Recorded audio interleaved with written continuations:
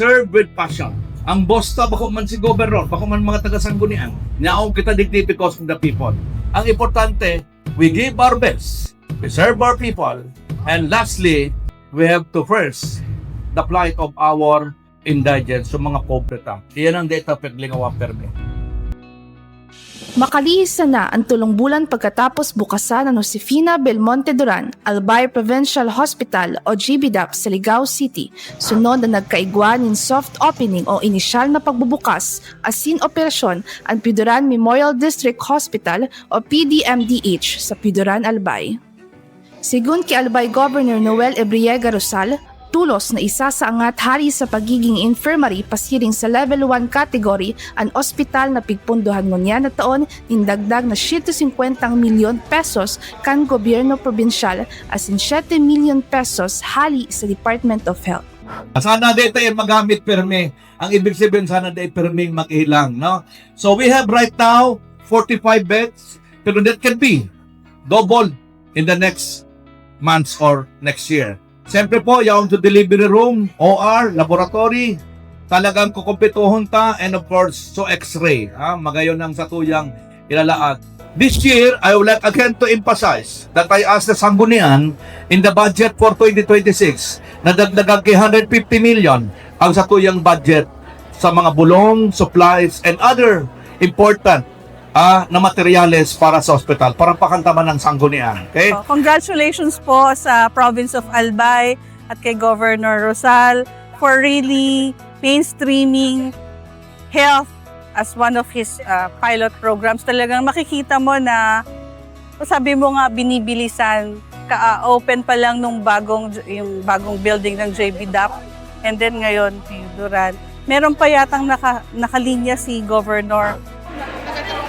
Sa presente, igwanin 8 doktor asin sobra 75 mga nurses asin maabot sa 45 hospital beds ang PDMDH. So malaki na pagbabago to sa pagserbisyo namin sa buong lokalidad ng Piuduran.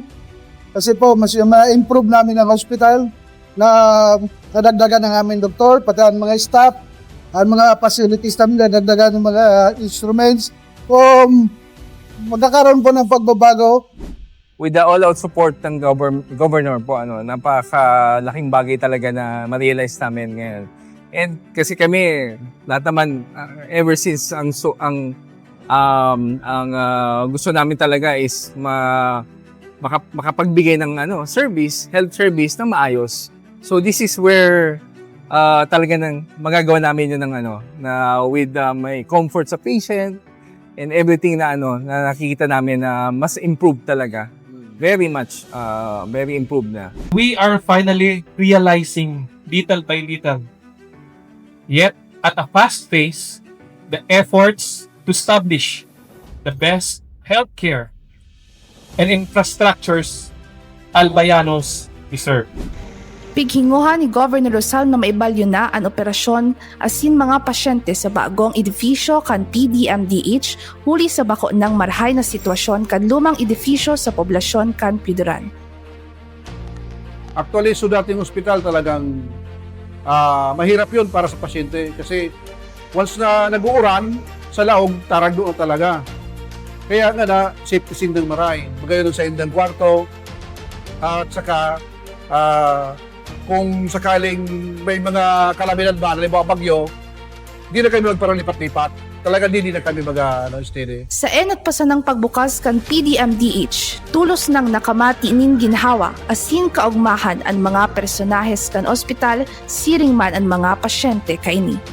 Magayon nun, parang legaspe, mga room, comfortable, na baliwalas. Pagod ako magkaroon marayam ng serbisyo. Maray babaga ang welcome sa mga digdi. Ano lugar ba presko? Wala ni mga smoking. Naugma po kami na magkakayon po digdi ng Piuduran Memorial District Hospital sa harani po na lugar digdi sa Moya. Lalong-lalo na po sa mga pasyenteng wara-wara po na magduman po sa Hararayo. Aramtaman po ngunyan ang pamasahe po, mas lalo pong naghalangkaw. So, mas priority po na mo na digdilang po sa samuyang banwa. Sigun ki Governor Rosal, tulos bubugtakan ning dagdag na mga personahes, mga kagamitan as simbolong an ospital tanganing makataon ning mas mahiwa sa serbisyo sa mga pasyente kaini. Serve with passion. Ang boss ta, bako man si Governor, bako man mga taga-sanggunian, naong kita digdi because of the people. Ha? Mga tugang, nobody is indispensable in this world. Ha?